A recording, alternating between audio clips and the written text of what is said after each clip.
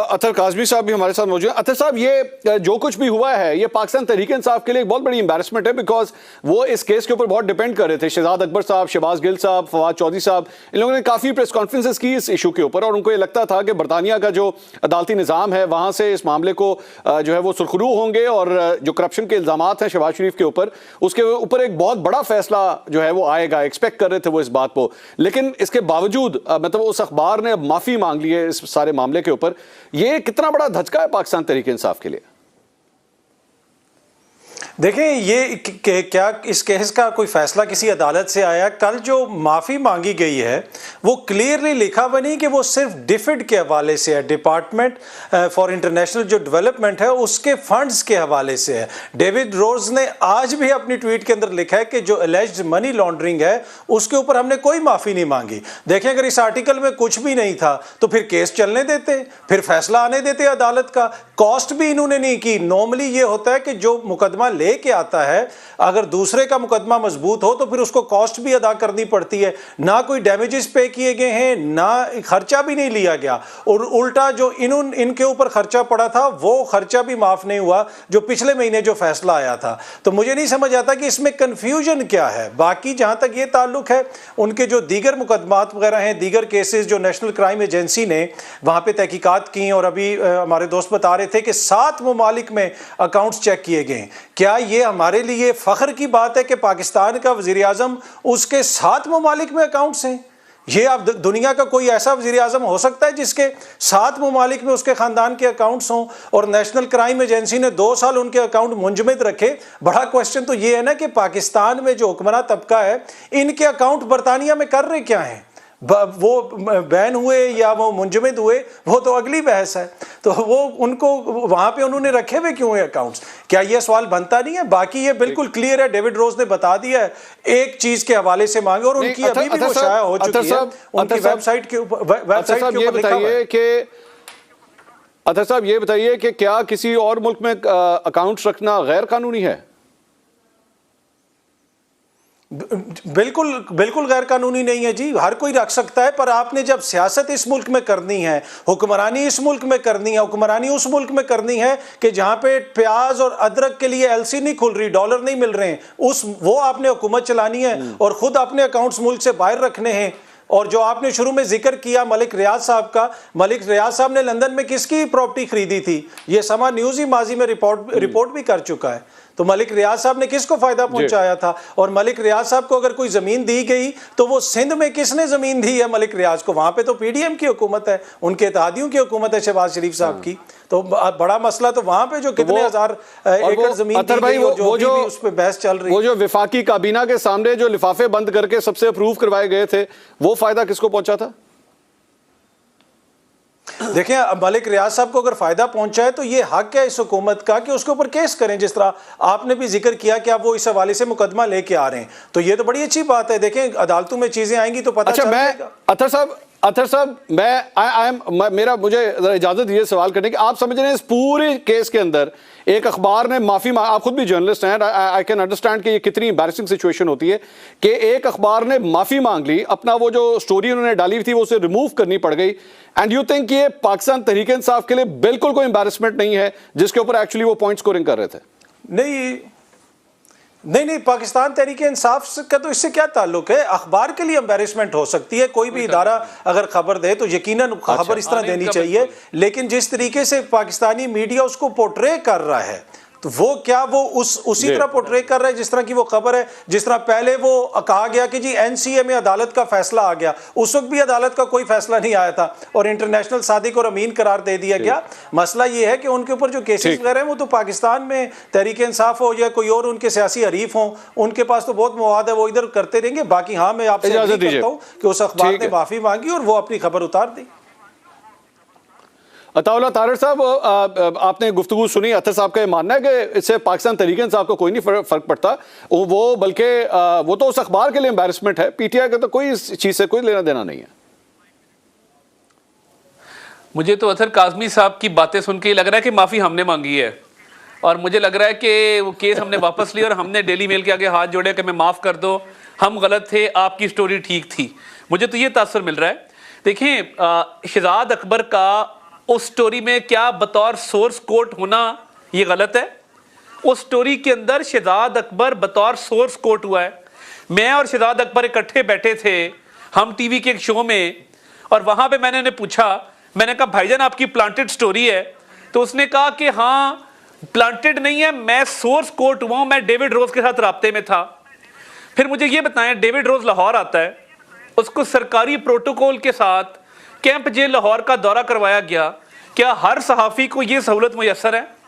और देखें, मुझे तो ये लग रहा है कि वो आपको पता ना, एक मरासी चौधरी के पास एक प्रपोजल लेके गया तो उसको खासी मार पड़ गई, तो वो कपड़े झाड़ता हुआ उठा, उन्हें क्या मैं ना ही समझा। मुझे तो ये वाला मामला लग रहा है, यानी एक टीम टेस्ट मैच जीत गई एक इनिंग्स और कुछ रन से, और लोग कह रहे हैं कि सेकंड इनिंग हुई नहीं, आप मैच कैसे जीत गए हैं? ये इसी तरह है बिल्कुल, यानी एक टीम इतनी बड़ी मात दूसरी टीम को देती है कि एक इनिंग और कुछ रन से वो जीत जाती है। तारड़ साहब, लोग कहते हैं नहीं वो आप जीते तो नहीं ना। सवाल ये है कि जी आपको, तारड़ साहब, आपको कोई पैसे नहीं मिले सर वहां से उस केस के, वो जो आपको हर जाने के लिए आप लोगों ने अगर किया था तो आपने पैसे क्यों नहीं लिए उनसे? सर बात ये है कि माफी मांगी, पूरी स्टोरी उन्होंने रिमूव की, और देखें मैं बता देता हूं क्यों हमने जल्दी सेटलमेंट क्यों किया है।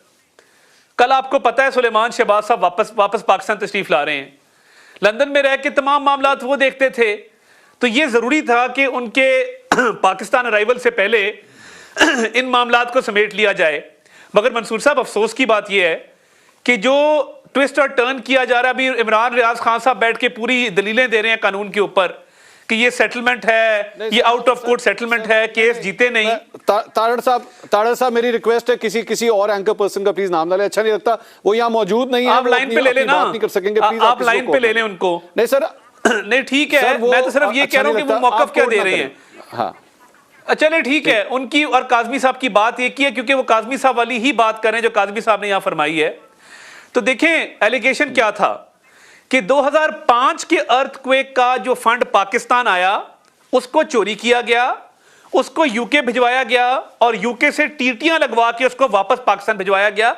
मेरी मेमोरी इसलिए फ्रेश है कि एक तो मैंने इस केस से डील किया, नंबर 2 मंसूर साहब आपकी मेहरबानी, 14 जुलाई 2019 को मैं पहली दफा आपके शो में आया था, और उस दिन ये स्टोरी ब्रेक हुई थी। उस दिन आपके शो का मौजू ये था, तो मैं 2019 का मुझे इस वक्त डेजा वू हो रहा है, मैं सिर्फ वो रिपीट करना चाहता हूं मैंने क्या कहा था। 2005 में जब अर्थक्वेक आया तो शहबाज शरीफ साहब जिला वतनी में थे, और कौसर काजमी साहब के अत्तर काजमी साहब के सवाल का जवाब भी दे दूं कि यूके में अकाउंट क्यों है, क्योंकि जिला वतनी में भेजा था, यहीं से भेजा गया था ना जिला वतनी में। तो क्या करते, यूके में जाके कहते हमने बैंक अकाउंट नहीं खुलवाने, हम पाकिस्तान से बैंक अकाउंट ऑपरेट करेंगे। फिर जब अर्थक्वेक आता है, उसकी फंड आती है, 2007 में शहबाज शरीफ साहब वापस आए हैं, और 2008 में वजीर आला लगे हैं। हुकूमत वफाकी पीपल्स पार्टी की थी, तो एरा का जो अर्थक्वेक रिहैबिलिटेशन और रिकंस्ट्रक्शन एजेंसी है, उसका पैसा शहबाज शरीफ साहब के पास कैसे आया, जो पहले जिला वतनी में जब वो पैसा आता है, और 2008 में वो वजीर आला पंजाब हैं। और अगर डेली मेल इतना सच्चा है तो स्टोरी रिमूव क्यों की है? कह देते कि ये पार्ट स्टोरी का ओमिट हो रहा है, स्टोरी रीपब्लिश कर रहे हैं, या स्टोरी को दोबारा वेबसाइट पे लगा रहे हैं। तो ये एक बात पे अपोलोजाइज करना, अब इसको ट्विस्ट एंड टर्न जितने मर्जी दे दें, यानी 5 कैरेट की कोई अंगूठी ले, उसका कोई जिक्र नहीं है। मलिक रियाज का नाम ले तो कहते हैं कि नहीं वो फलां से भी उसका ताल्लुक था।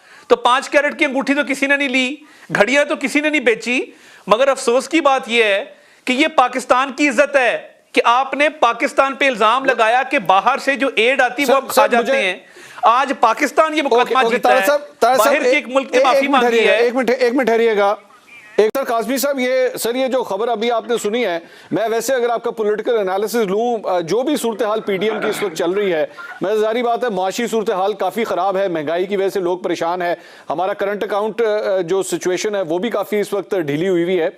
मियाँ साहब की वापसी से पीडीएम के मसाइल आपके ख्याल में हल होंगे? देखिए, पहली बात तो ये है कि मियाँ साहब की वापसी इलेक्शन से मशरूत नहीं होनी चाहिए। मियाँ साहब की वापसी तो हम 3 साल से सुन रहे हैं कि इलाज से मशरूत है, तो वो इलाज क्या इलेक्शन से बहुत पहले कंप्लीट हो जाएगा? तो ये एक बहुत बड़ा सवाल है। पहले तो ये बयानिया था ना कि इलाज कंप्लीट होगा तो आएंगे, आप कह रहे हैं कि इलेक्शन आएगा तो आएंगे, तो मियाँ साहब का इलाज जब कंप्लीट होगा तभी उन्होंने आना है। दूसरी बात यह है कि जो पीडीएम यहाँ पे बार बार कहते हैं कि इमरान खान का बयानिया पिट गया और उसको किसी किस्म की कामयाबी नहीं मिली, आपने भी शुरू में उसका जिक्र किया।